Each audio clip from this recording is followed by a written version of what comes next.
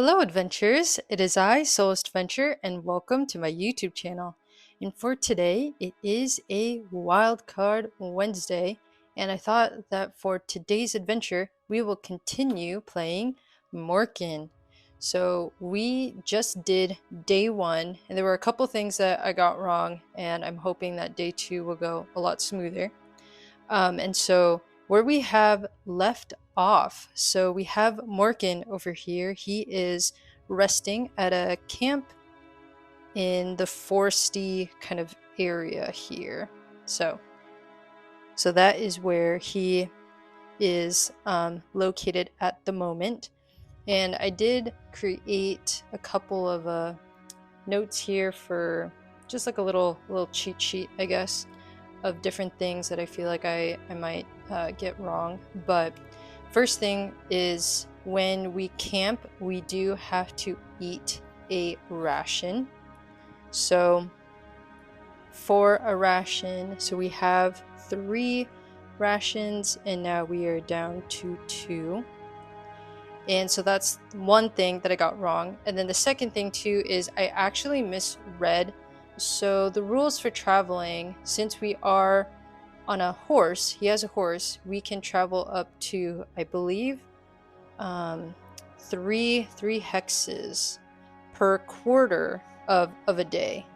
Yeah, so we technically could have traveled like 12 hexes basically. So anyways, yeah, so I think traveling I did get wrong here. And so I hope day 2 will go a lot smoother. And of course, if you are familiar with the flow of play, let me know. Put a comment down below if I get anything wrong, because I am learning as we go through this. And eventually, after I get a few good plays in, I do want to kind of share my thoughts overall of Morkin here. So I think right now I did want to go over I think there were only 2 things that I noticed I got wrong here. But okay, so yeah, so it says here for travel distance per quarter, plains, downs, and forests, if you are walking, 2 hexes per quarter of the day, and then horseback, 3 hexes per quarter of the day. And the mountain will obviously slow us down, so that will only be 1 hex per quarter of the day, versus horseback, 2 hexes per quarter of the day. So something to keep in mind. Okay, so I guess we will begin our second day here.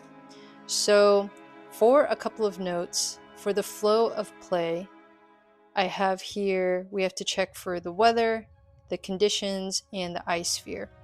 And something to note about ice sphere is it goes up the last 10 days before we reach the 30th day. It goes up to 3. And different things happen when the ice sphere increases. So that's something to keep in mind. And then 2, we have to decide a quarter action here. And depending on the action, we'll do like certain checks and stuff. But when it comes to like traveling, there's another flow of play when it comes strictly to traveling.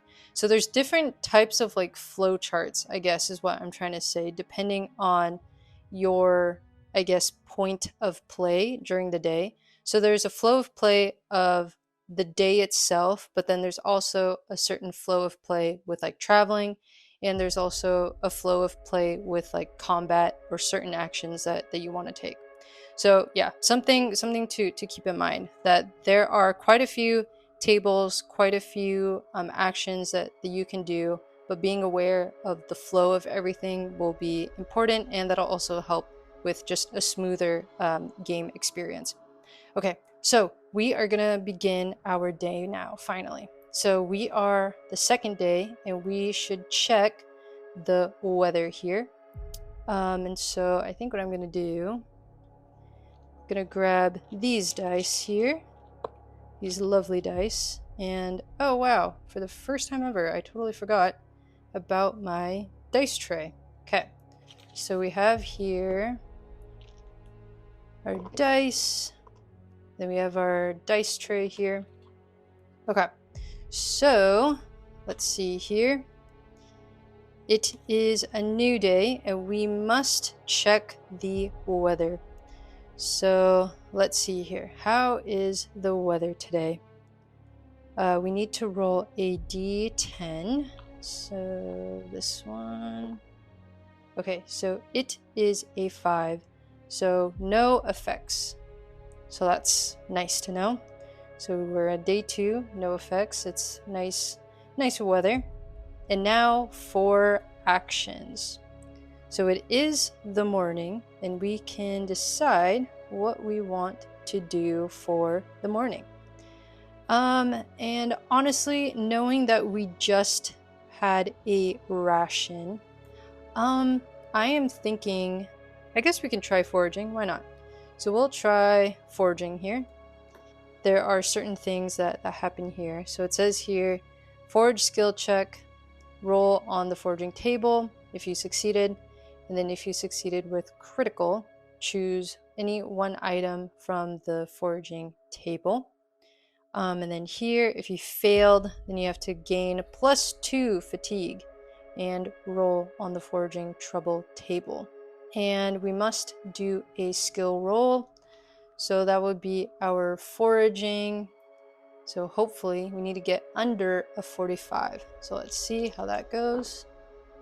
Wow, complete 0. So that's good. Okay. So it says there we have succeeded. We can roll a d6 and see what we get. That is a 2. So 2 is a d6 minus 2 sweet flame leaves. Oh, interesting. Let's see here. Okay, so we got, I think this is a 6. Yeah. So we got a 6 minus 2. So that would be 4. So we got 4 sweet flame leaves here. A sweet flame leaf, plus 5 HP when used with a bandage. Oh, that's super nice. Okay, so I'm gonna put here as a note, a plus 5 HP with a bandage. Oh, that's super nice. Okay, good to know. Okay, sweet. So that was a success. So we were able to get something pretty useful with our forging. So Morkin over here was able to get some sweet flame leaves as he was going through the forest. So awesome. Okay, that is our action for the morning. And now for day 2. Let's see here. We can travel, forage again, hunt fish. I think what we're gonna do is we want to travel. So with traveling, we do need to do an orientation check, but with my handy dandy compass there, that'll give me a +10 to my orientation, which is really nice. So we have Morkin here getting his leaves and he's looking at his horse and he's saying, come on, buddy, it's time to move along and head north to the Tower of Doom, right? So he's gonna get on his horse and they are going to travel. And the weather's clear, so there's no effects. And then with orientation check, we will get a +10 with the compass. And we need to get under 50 here. So yeah, so let's see how this goes. Okay, so we got a 46. Perfect. That +10 with my compass is handy. So we are now able to travel 3 hexes per quarter. And we have to also make sure that every time we enter into a new hex, we have to roll for an event. We shall roll d6. Okay, so we got a 5, so that means it is safe and there are no events happening in this particular hex here. Okay, so we are trotting along through the forest and we seem to be coming through a clear area. So this would be the plains. So we made it here, and there are no events, nothing interesting happening. And now we will travel through again into this hex, and then we have to do a d6. So let's see. Uh-oh, we got a 1. Okay, so something stops us over here in this particular plains area. So we have made it. So this is the second. I'm just gonna make a note here. I think we also have to find a way to keep track of how many hexes that we've traveled to. So we have traveled to a new area of the plains. We're kind of going towards the plains of blood here. So we shall see. We'll see what happens. So an event is happening. So Morkin sees something in the distance. So we have to roll a d6. So we got a 64. Okay. So 64, event 133. Okay, refugees. Interesting.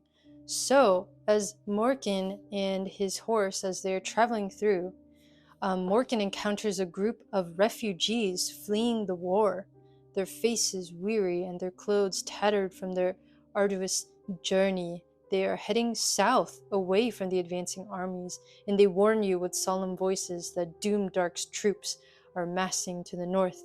You're heading straight into danger, one of them cautions, their eyes filled with worry. Among the refugees is a merchant, carrying a modest selection of supplies.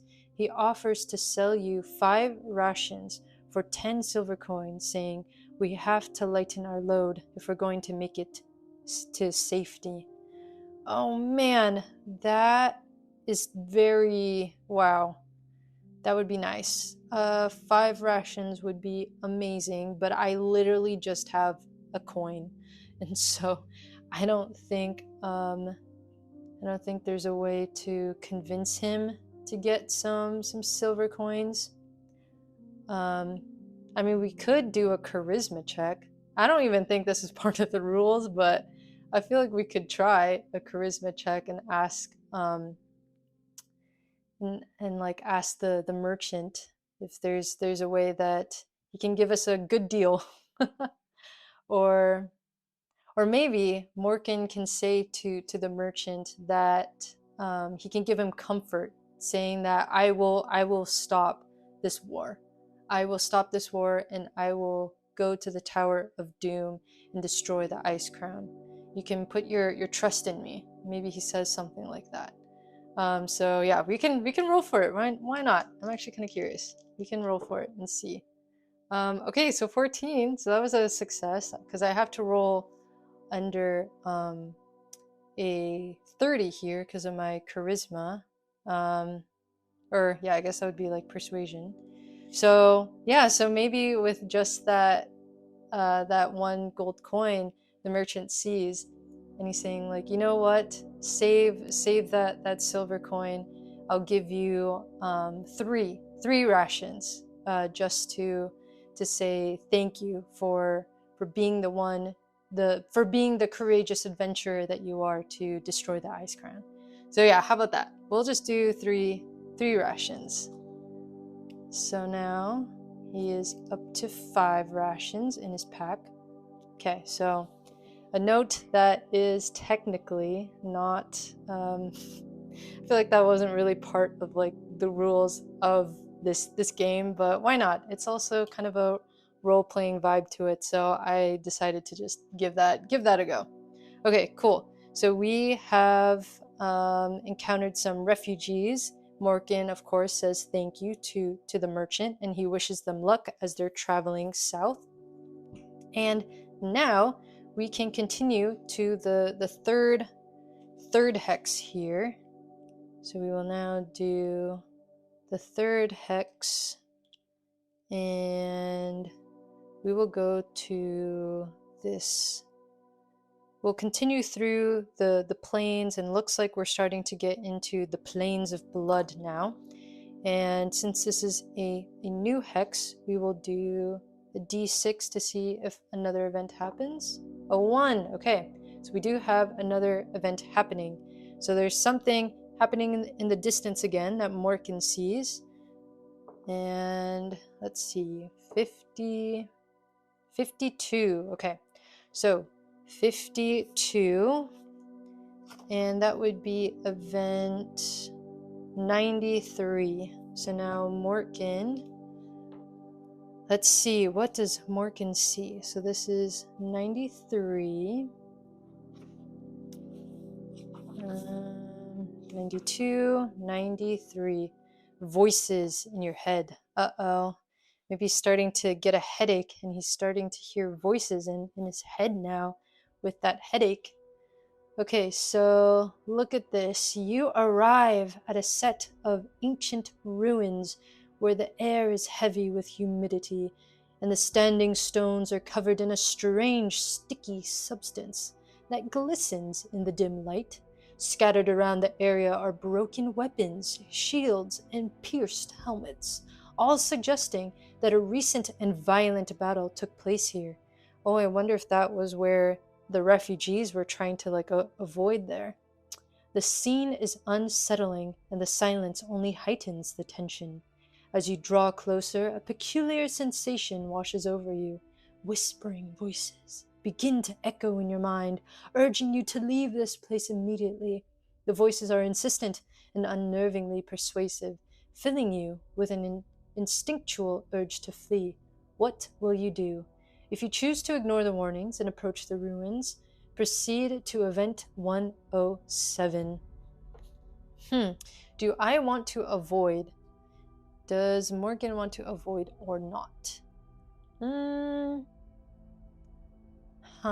You know, I feel like he will be okay if he ignores it. I kind of want him to ignore the warnings and proceed. I feel like Morkin is feeling adventurous. You know what? Let's just do it. We will approach the ruins and see what lies there for Morkin. So that would be a 107. Let's see. Okay, here. A mist worm. As you venture deeper into the ruins, you come face to face with a creature of legend, a mist worm. This enormous serpentine being slithers silently through the icy tundras and hidden caves of midnight, its pale, translucent scales blending almost seamlessly with the snowy terrain. We can have Kevin the Vinekin here represent as the mist worm. The sight is both mesmerizing and terrifying. You had heard whispers of these creatures, but thought they were mere legends, as no one you knew had ever seen one. Without moving its jaws, the mistworm addresses you telepathically, its voice echoing in your mind like a distant haunting whisper. I told you to stay away. Why didn't you? And now we have to respond.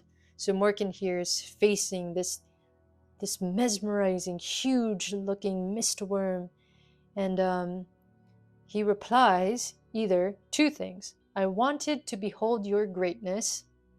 So that's one. Number two is I wanted to confront you.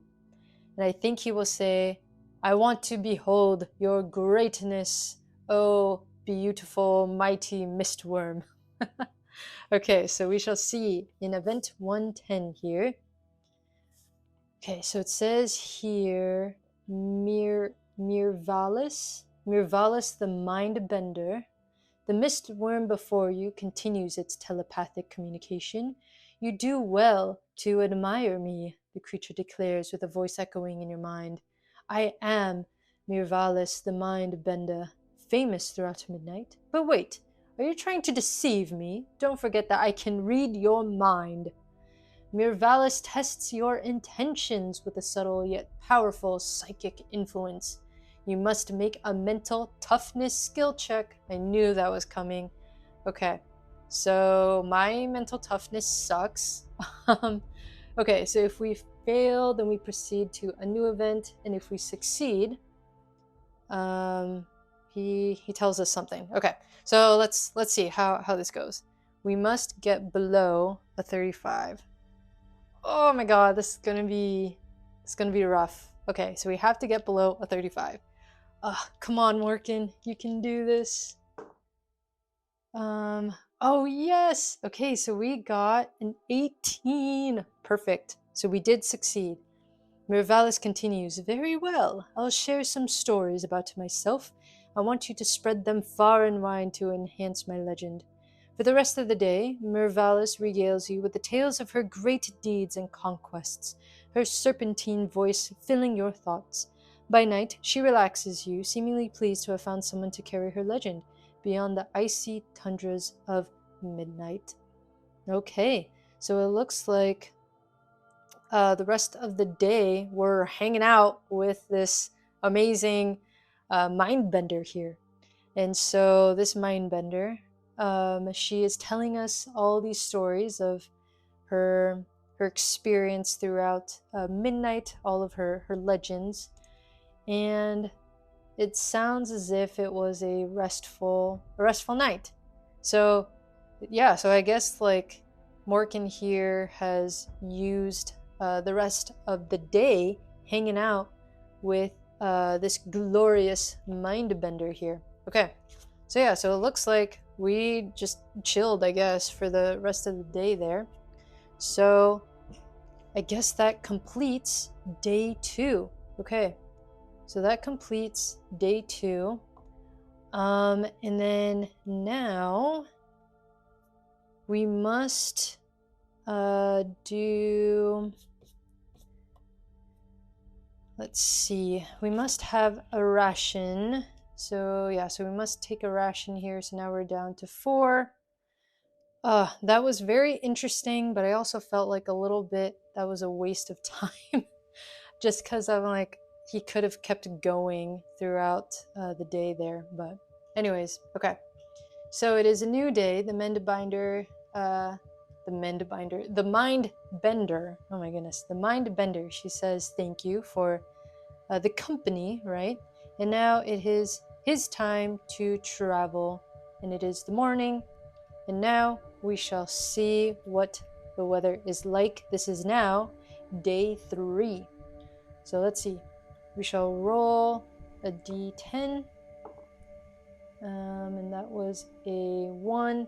So that means same as yesterday. So that was no effects. Okay, cool. So we shall see. I think for the morning, we shall travel. So we can travel onward. I kind of want to see what's going on in the Keep of Blood. So maybe we can make our way there. So yeah, so we're gonna travel and we're gonna head to this hex here. So we're still on our horseback, and we must do a orientation check, which has to be under a 50. So 24, perfect. Okay, and we have Morkin here traveling to this hex. Does an event happen? 6, nope. So we are safe. And now we can continue on to the next hex, which is a plains. So we are now officially in the plains of blood. So let's see. We got a 5. Okay, so no event. We can continue onward. So this is 1, 2, and 3, and then it'll be the afternoon soon. 5. Nothing happens. And now for the afternoon. What do we want to do? I do want to travel again, because I do want to see what is happening at the Keep of Blood here. So we're going to stop by this Keep of Blood, and we're going to travel. We must do another orientation check here. So 54. Oh, that was a fail, sadly. Okay, so with a failed orientation check, a d6 with orientation failed over here. So we got a 1. Travel to the hex to the left of the one you intended to reach. Oh, sad.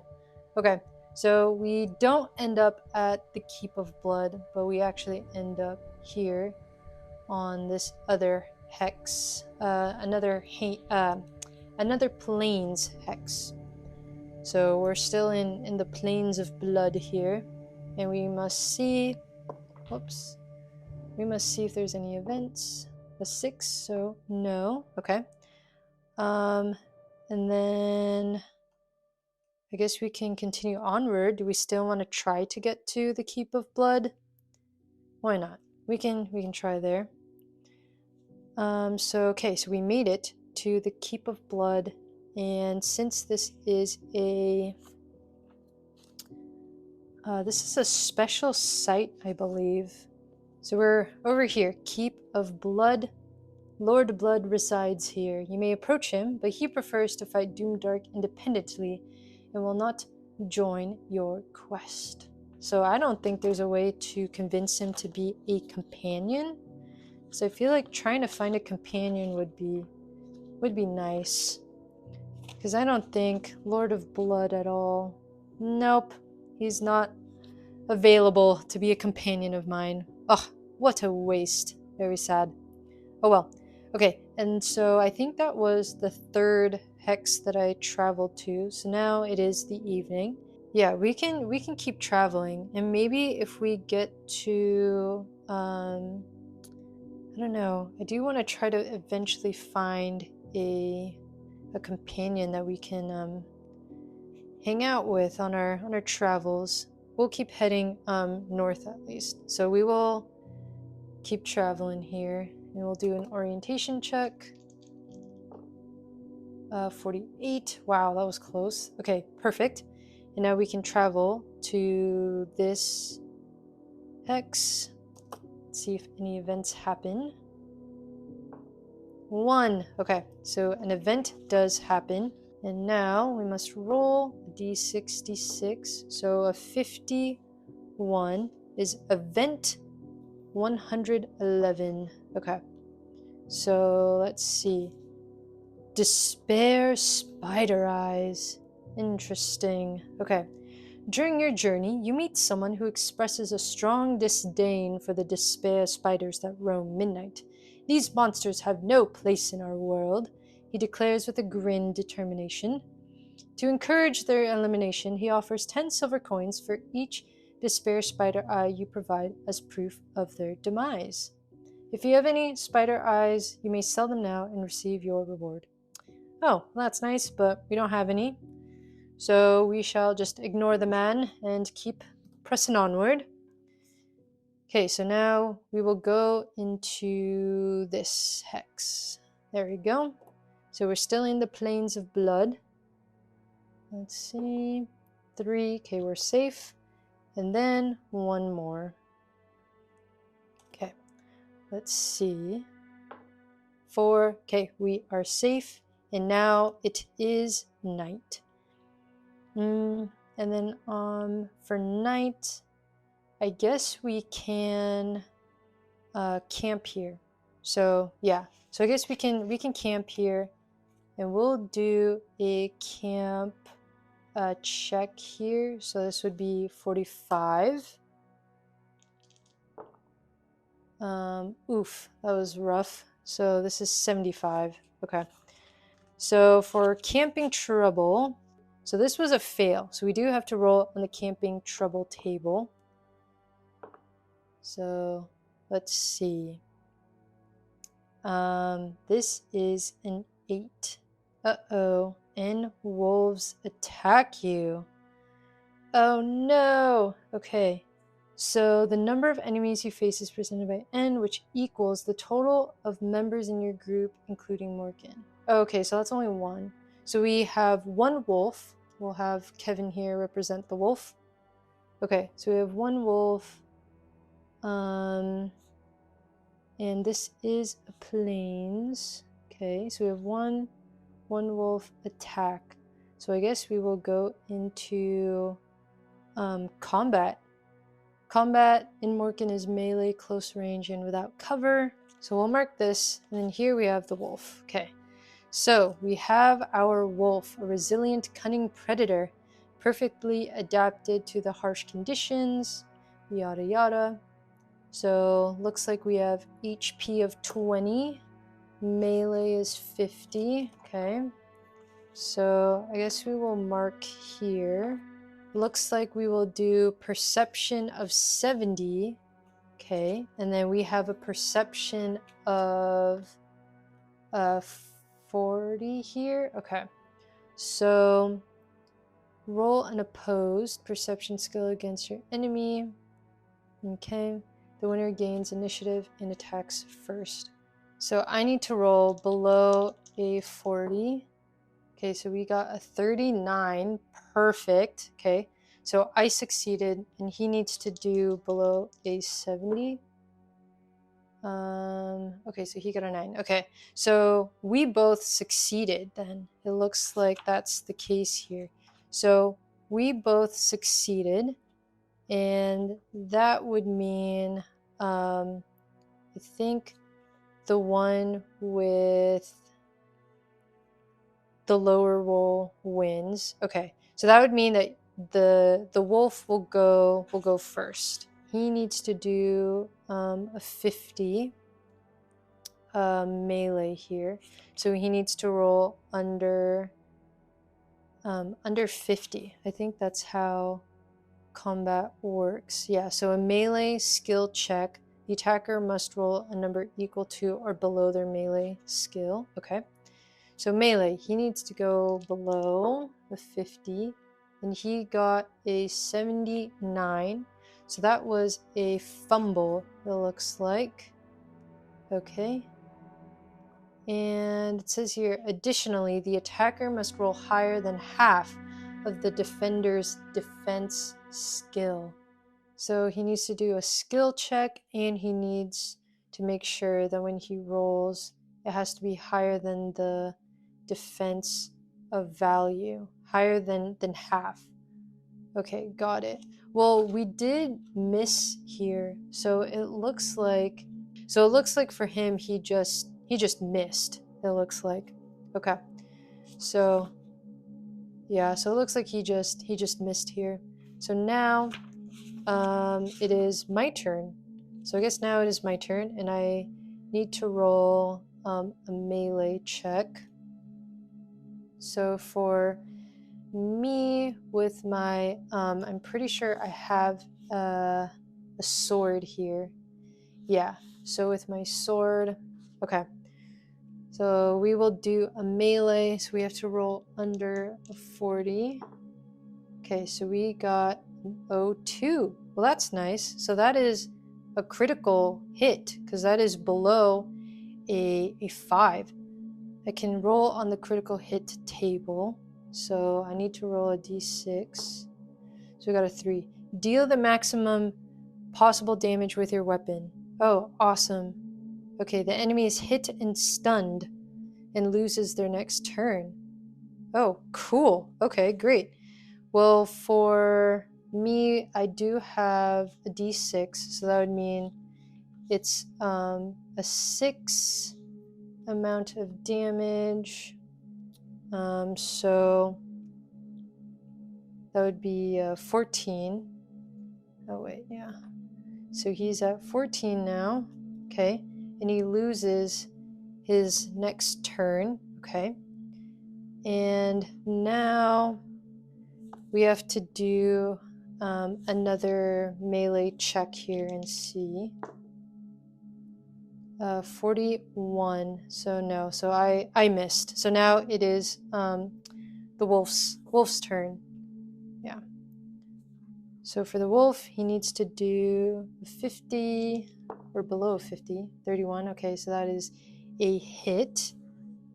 Yeah, so let's see here. So I guess it'll hit me, and then now you'll have to do a d6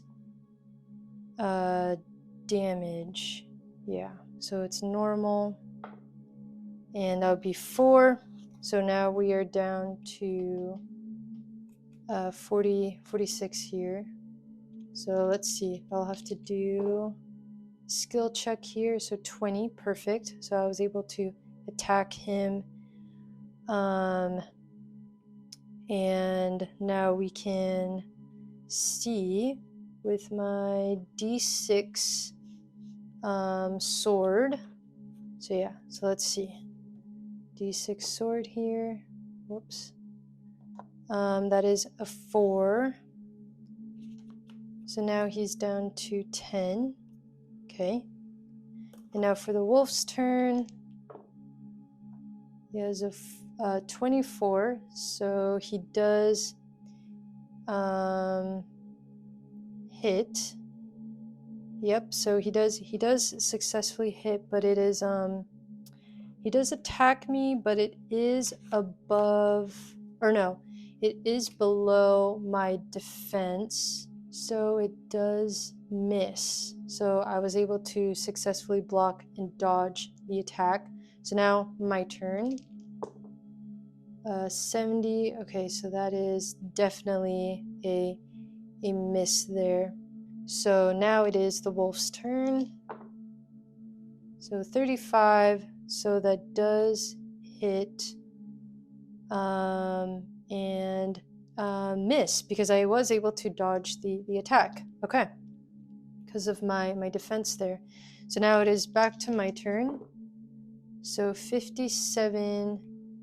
Yeah, so unfortunately that does miss. So let's see here for him. He misses. You just keep missing each other here. 50. I miss. And now for him, 45. So he does hit, and it does go through. So I wasn't able to avoid that damage there. So let's see. He does 1 point of damage to me. So now we are at a 45. Okay. So now for my turn, 04. Perfect. So that is a critical hit. Okay, cool. So I was able to get 2 critical hits here under a 5. So a d6. Let's see. So we got a 6. Instant kill. Beautiful. We were able to kill the wolf here. So that's awesome. And we got 2 XP points, I believe. Great, yeah. So 2 XP points. Okay. And for loot, let's see what we get. Low quality wolf skin. Okay. But unfortunately, we don't have room in our backpack here, but honestly, that's fine with me. So that was a success. And now we are down to 3 rations. So that is day 3. Okay, so that was day 3 of playing Morkin. So cool. All right, well, I do want to see if I'm able to increase one of my skills here, because I was able to do a critical hit. So I do want to see that. So Morkin was able to do 2 critical hits with his melee skill, and so I can now let's see. So I can choose to either increase his melee skill or defense skill by 1 point. So I think I will do I'll do 1 point for defense, and then for melee I'll do another point. So he's at 41.